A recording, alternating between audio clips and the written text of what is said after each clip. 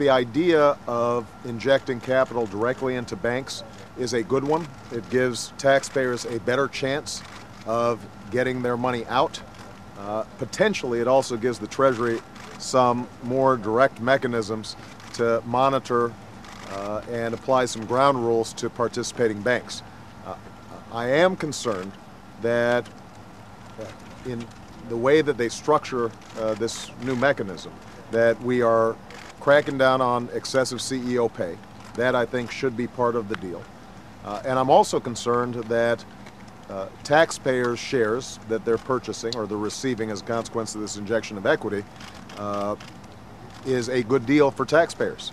I think that if taxpayers invest in Goldman Sachs, they shouldn't get a worse deal than when Warren Buffett invests in Goldman Sachs. Now, I know there's also been talk about providing guarantees to bank loans to encourage the credit market from moving forward. Again, I think this could potentially be promising as a way of freeing up credit so that small businesses and individuals around the country can get car loans, can get business loans for payroll and so forth.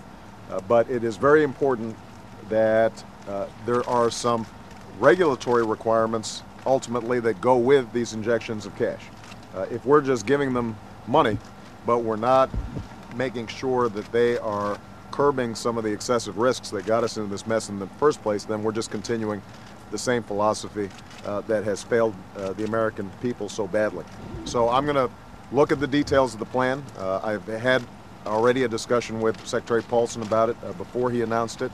I want to see on paper how they're putting this thing together.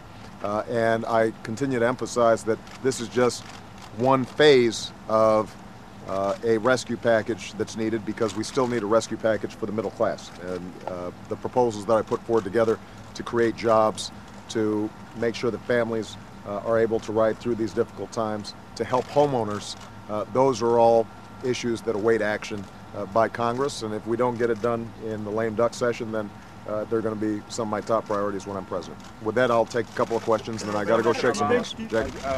Senator McCain today said that there's been voter fraud going on in the battleground states. ACORN is tampering with America's most precious right. There has to be a full and complete investigation. And he also said that you need to disclose your full relationship with ACORN. I'm wondering if you have any reaction to the reports of voter fraud and also to Senator McCain's charge. Well, first of all, my relationship to ACORN is pretty straightforward. It's probably 13 years ago, when I was still practicing law, I represented ACORN, and my partner in that representation was the U.S. Justice Department in having Illinois implement what was called the motor voter law, to make sure that people could go to DMVs and driver's license facilities to get registers. It wasn't being implemented. That was my relationship and is my relationship to ACORN. There is an ACORN organization in Chicago. You know, they've been active as an elected official. I've had interactions with them, but they're not advising our campaign. We've got the best voter registration and turnout and volunteer operation in politics right now, and we don't need ACORN's help.